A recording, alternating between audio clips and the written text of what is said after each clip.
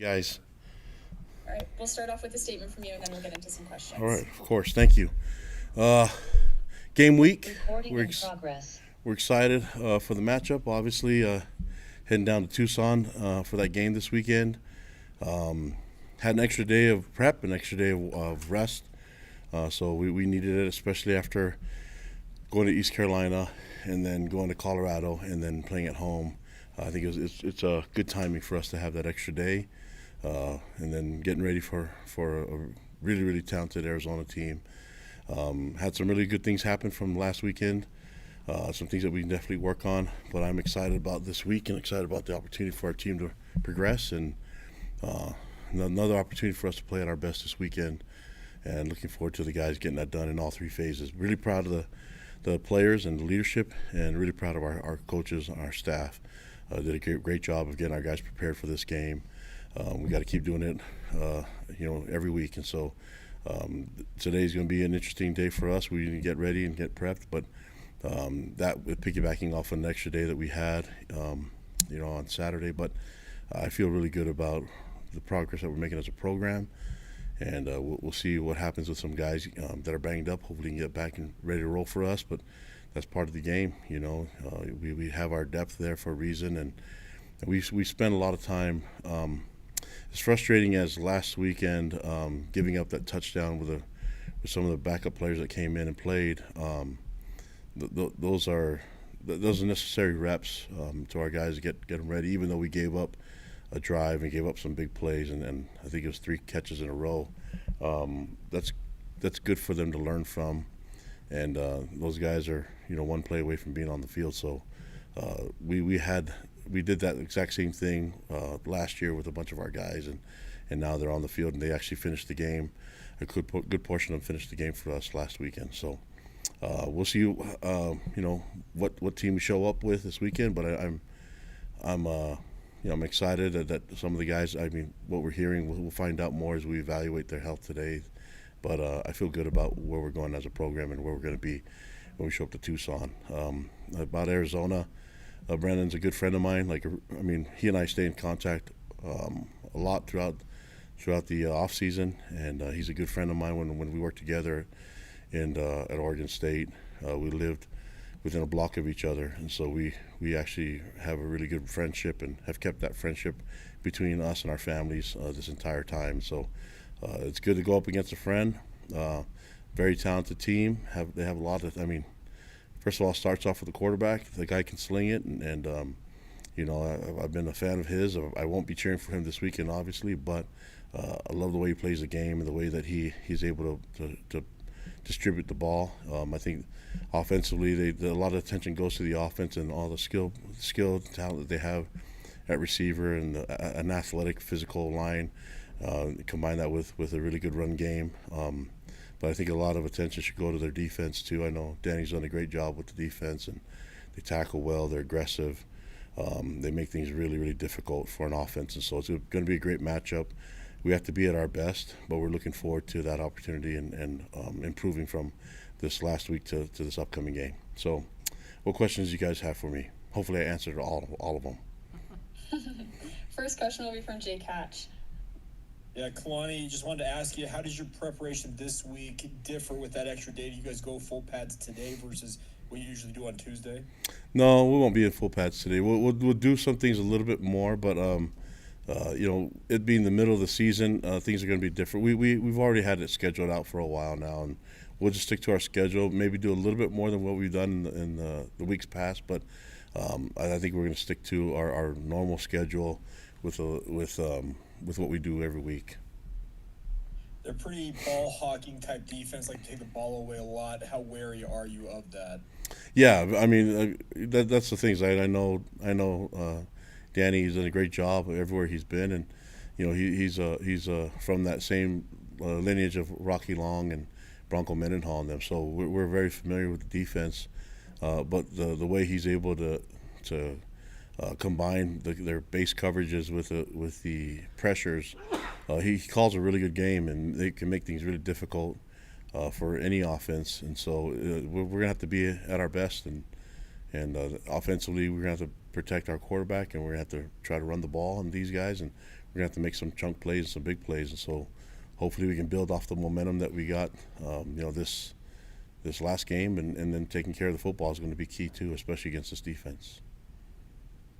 Next question from Owen Chapman.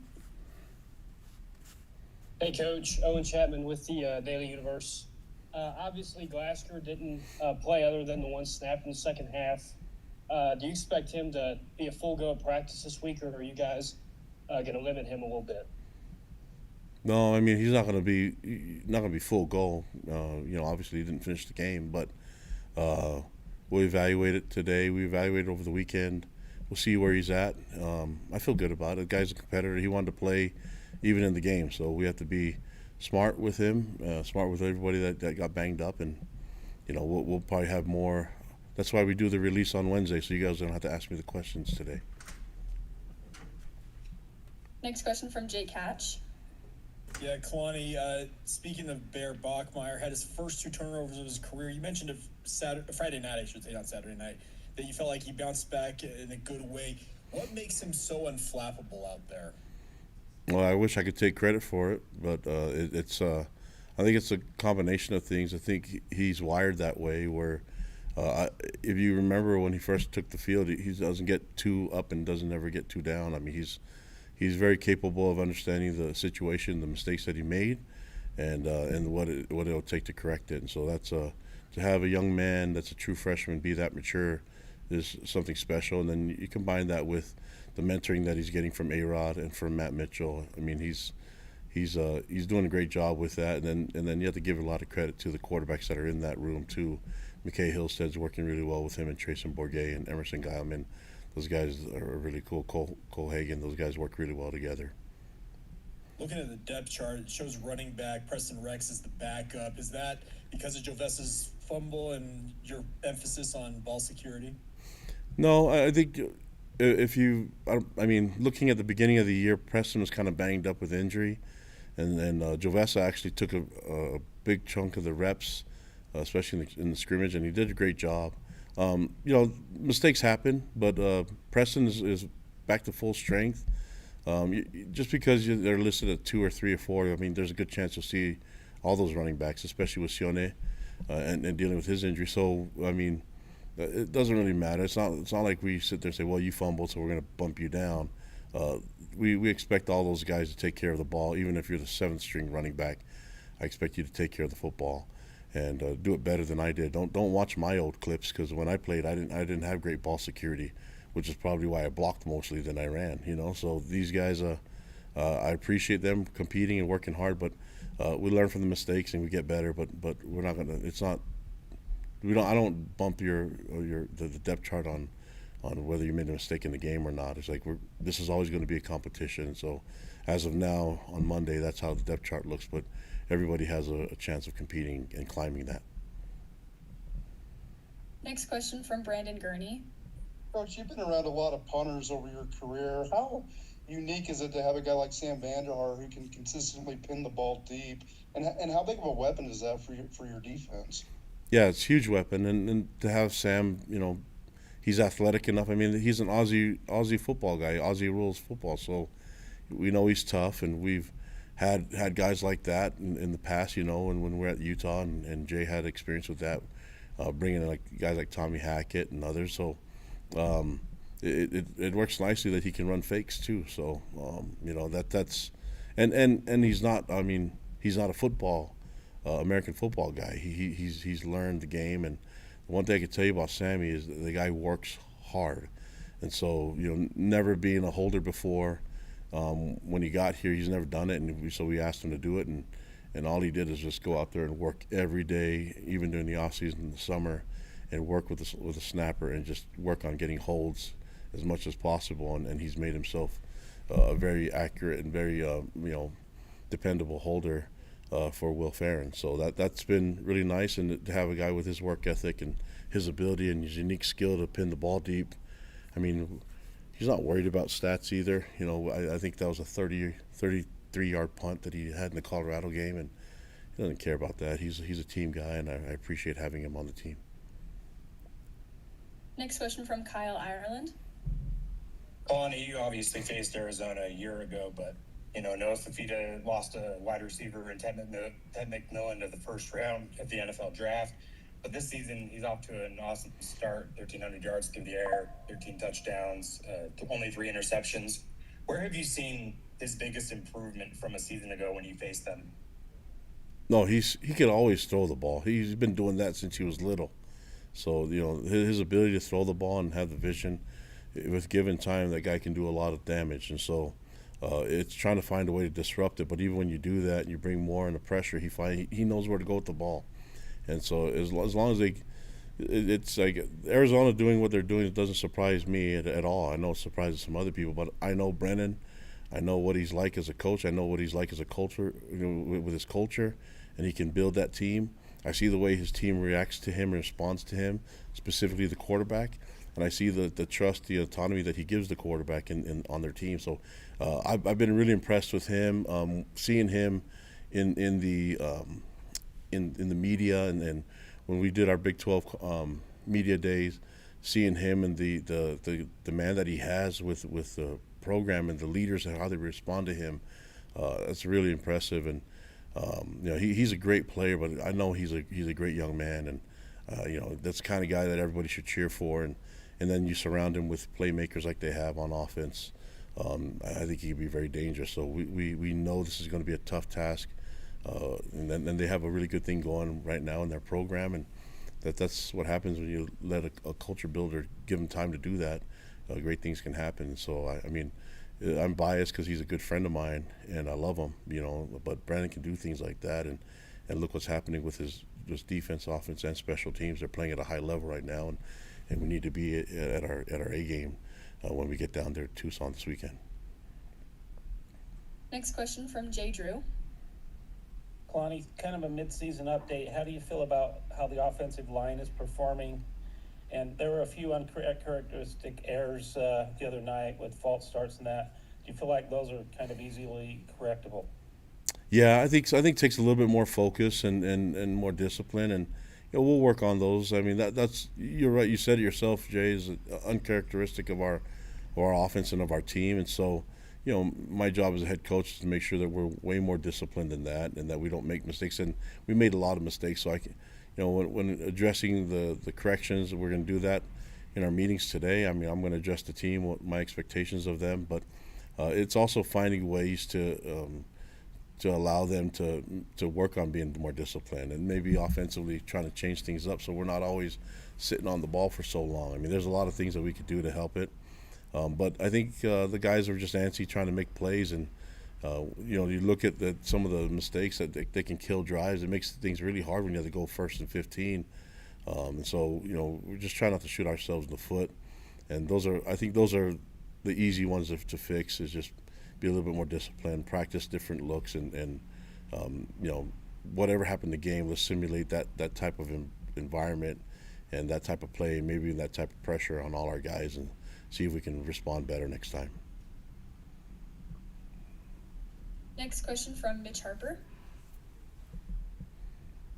Kalani, you noted that there's depth for a reason. What was your assessment of the depth at linebacker? Guys like Ace Kafusi, Miles Hall, Micah Kafusi. When you watch the film, how do you think they perform when called upon into Friday's game? Yeah, I thought Ace first of all did a great job getting in there. It's not easy to go in there and replace Jack and Zay, and so.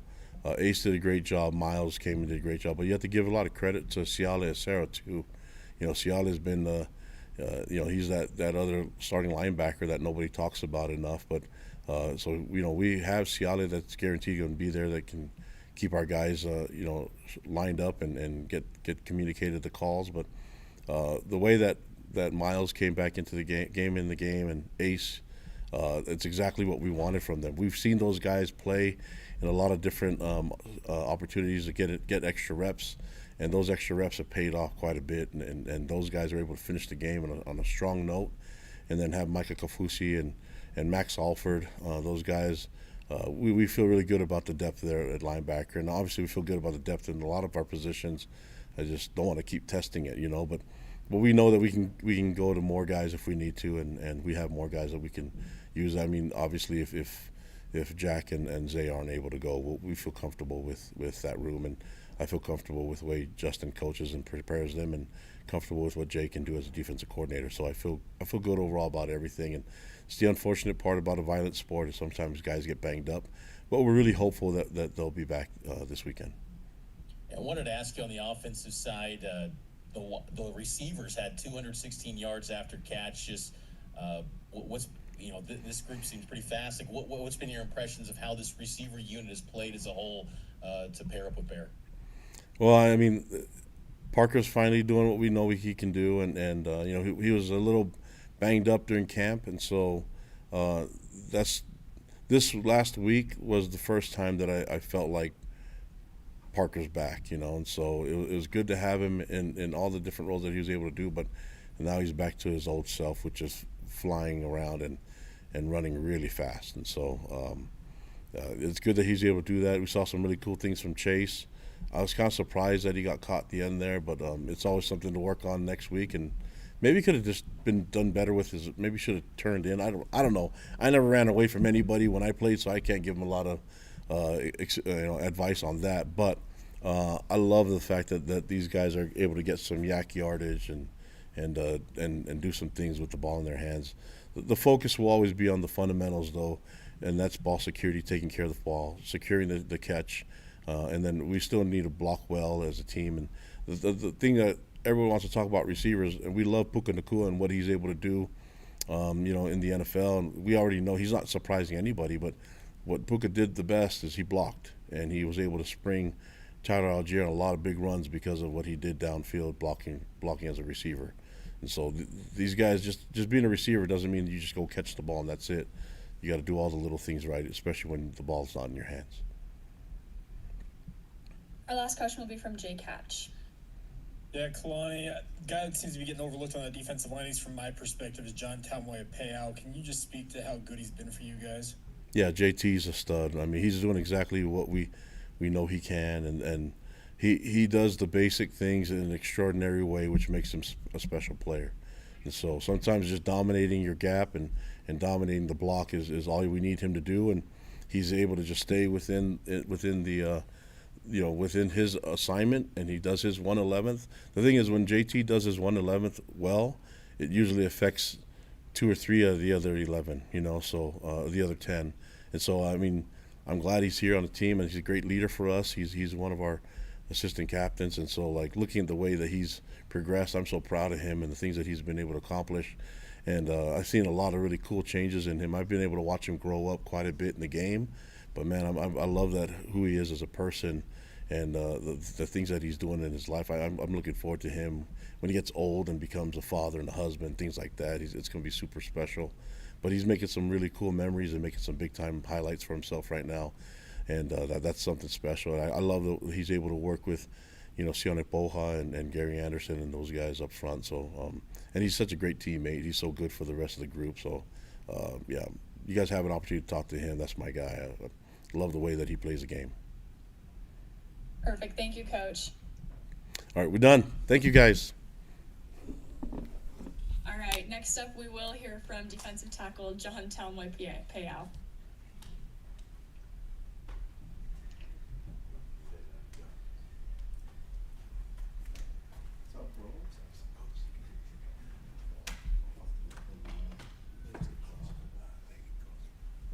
Feels good, huh? A little bit. So let's go.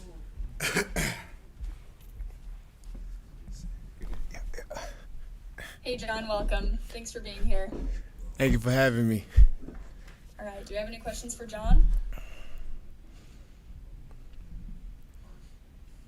All right, we'll start off with Jay Catch.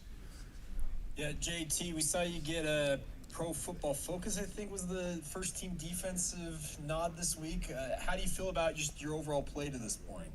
Oh, man, I feel great. I feel really good. I feel really comfortable just being able to just to be so confident in this defense. I think just me knowing my job and knowing my assignment so well, it just allows me to go play freely on game days and stuff, and I feel really good out there. What's made the difference for you? You feel like playing? Because I know we talked about you in the past playing defensive end growing up. But what's the difference for you at defensive tackle? What's made you so effective? I think just my aggressiveness. I think just me just loving to hit, loving to play violently. Us being able to be up there and just being in a dogfight. I think that's where my best element comes out, and like do a little bit of talking too. So I think just being inside and being able to hit every play and being able to see my squat rack versus their squat rack, I think I'm just able to be comfortable in that environment.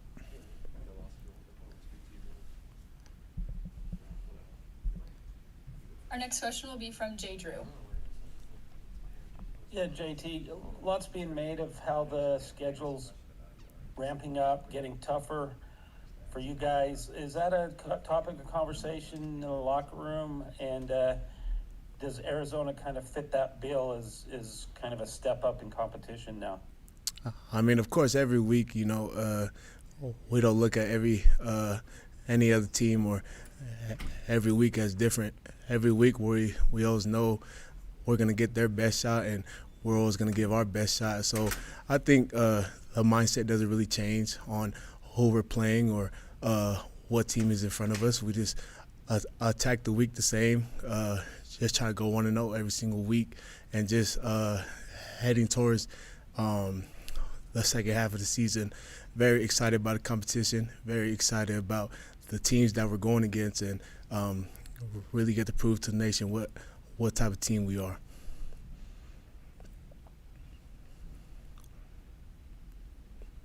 Next question from Jay Catch.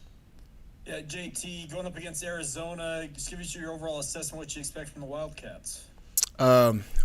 Obviously, I played them against them last year, but just watching a little bit of film on them. I know we're going to get more into it with the meetings and stuff today, but just watching their game versus Oklahoma State, they look good. They look good, and I know they're going to come with their best shot against us, especially what happened last year. Their interior looks good. They have a good old line, and, of course, they got a very experienced quarterback back there who's going to make good decisions, good throws, and excited to go against him again. And the run game looks solid, so excited for the competition this week. Do you remember playing against Noah Fafita last year? And do you have any familiarity with him in terms of what you expect from him, or even from maybe growing up watching him? Well, just what is going off of last year, we know that he's a really big scrambler and he's really good on his feet. He's fast. He can make throws on the run and stuff. So we expect him to leave the pocket and everything. So we know he's very experienced playing at that program for as long as he was there. So we know he's going to come with his A game against us. So we're going to bring ours too. Next question from Brandon Gurney. God, you've been afforded the opportunity in the entire defense of an opposing offense starting within their own 5-yard line because of Sam's punting. What's it do for a defense having that luxury, and how does that motivate you and maybe inspire you guys? Man, that always gives us hype. Just being as a defense, man, just seeing that ball on their own 5-yard line and having them backed up. We always tell ourselves, man, let's go score some points on defense, because we always know when we have Sam having a great punt back there, we always know we can always go get 2 points. So just having that field position that we're always able to start with, man, it's very hard for our offense to, especially against us, to drive 97 yards against us. So, man, it's a big blessing to have Sam as our punter, the Aussie guy. So, man, he's great. Next question from Sean Walker.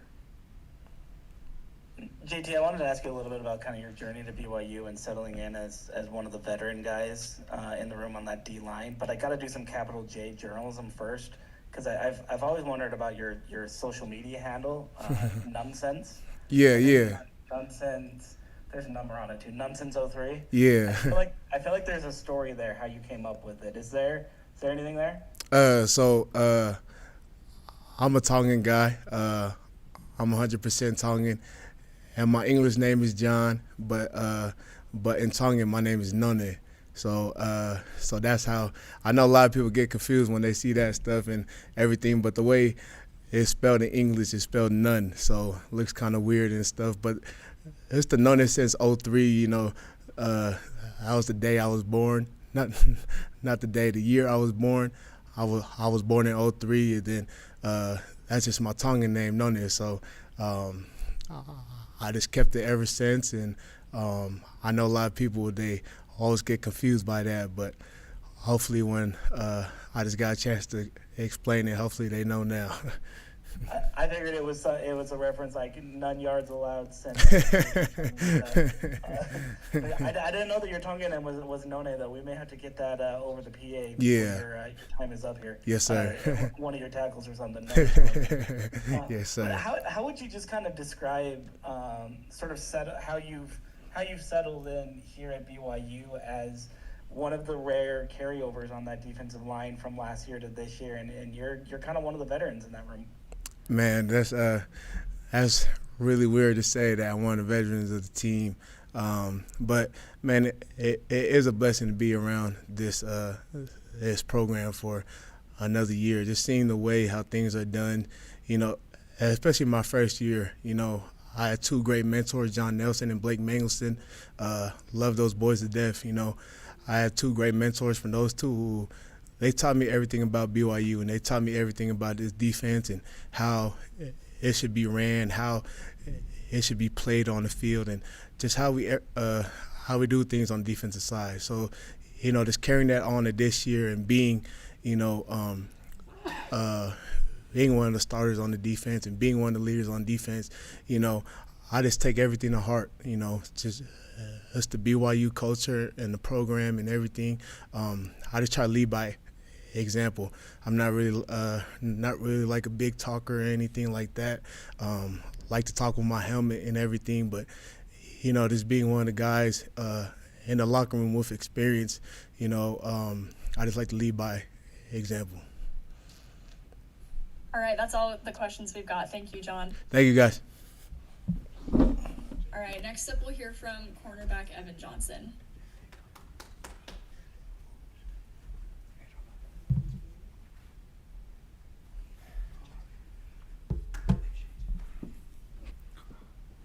Hi, Evan. Thank you for being here. Yeah. All right, do we have any questions for Evan? We'll start off with Jake Hatch. Evan, I know you're right in the middle of it. Tanner Wall's interception. You got to try to get your hand up and get that. Just take us through what all happened on that play. Yeah, so I got double move, and I kind of expected it. You know, they were just trying to get some. They were trying to get some passing yards. So I played it good. I would just say bad eyes on my driving phase of my bail, and I just missed time to jump. And luckily, Tanner was there to save me. You know, I sent him about 50 texts of how much I love him and just thank him for making that play because he saved me on that one. I just missed time to jump. He saved me. That's all there is to it. Fair enough. I also wanted to ask you, this is the third straight week you'll face a fairly mobile quarterback. I know you guys have experience playing against Fafita from last year's game. What are you expecting? Definitely a lot of pass. You know, we know that they like to pass, but with our D-line this year, I really trust that we're going to get a lot of pressure home. Keeping the quarterback in the pocket so he can't do a lot of scrambling, that will be a big help for us. But with our secondary, just trusting our eyes and our technique and everything we've worked on to just be assignment sound and technique sound. If we do that, I feel like we'll be in a really good spot to come out with a win. Next question from Brandon Gurney. Evan, you impressed everyone with your pick six, obviously, but against Colorado, a lot of people were impressed by the way you could come up and lay the wood and hit guys, especially with your experience on offense and not having a lot of experience on defense. How do you develop that, and how much pride do you take on laying big hits to opposing offenses? I mean, I feel like G has really helped me with my mindset on the defensive side of the ball. Coming as a receiver, your mindset kind of has to change into a defensive perspective. So I feel like he's helped me a lot with that. And then just kind of I feel like as my confidence has gone up with my technique and my abilities, that's kind of just came with it, you know, trusting that or just knowing that I have to do that and just making plays. It's fun.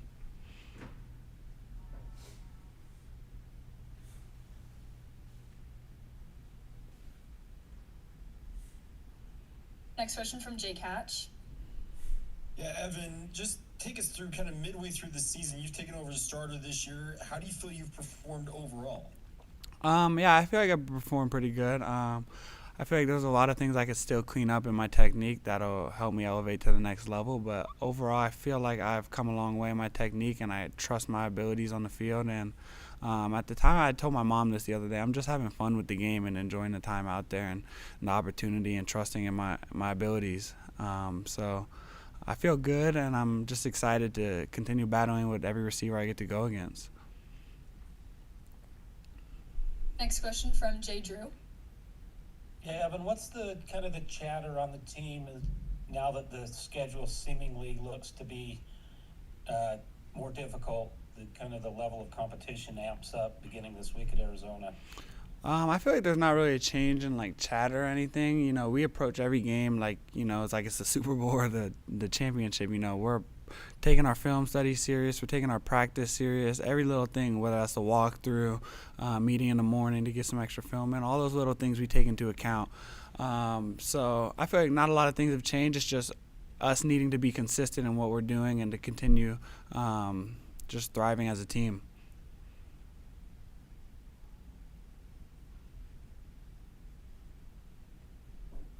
All right, do we have any others for Evan?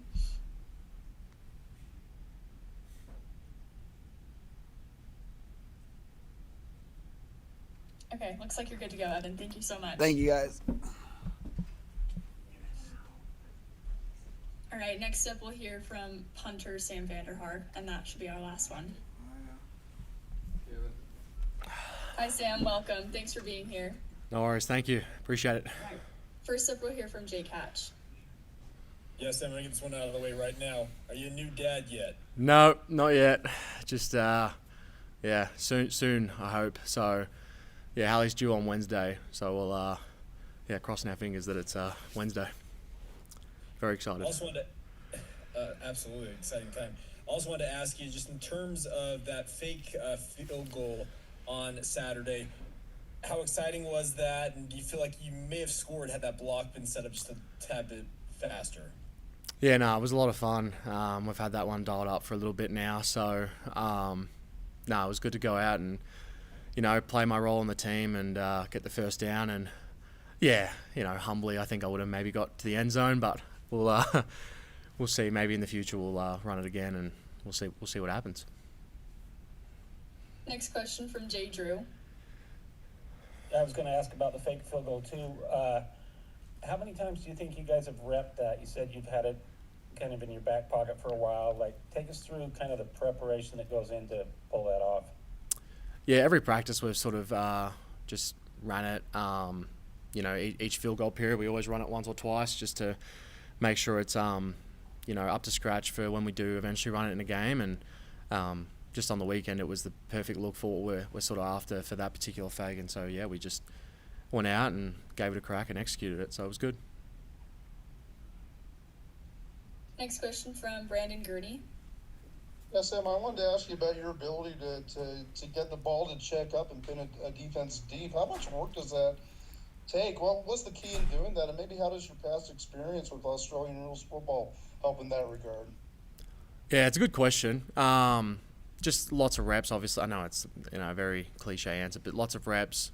Just understanding that the rotation and the trajectory of the ball and what it does for the bounce. Obviously, with, you know, a little bit more spin and more height, it's more likely to check up and bounce favorably for us. So that's kind of what goes into it. And then obviously with the background with the Australian rules football, just understanding where on the ball to hit to have more of a chance for it to bounce backwards and not skip forward into the end zone. I pride myself on, and well, I hate hitting touchbacks, so I pride myself on just really making sure that we can keep that ball in, and it sets up our defense with favourable position to get the ball back for our offense eventually. Next question from Kyle Ireland.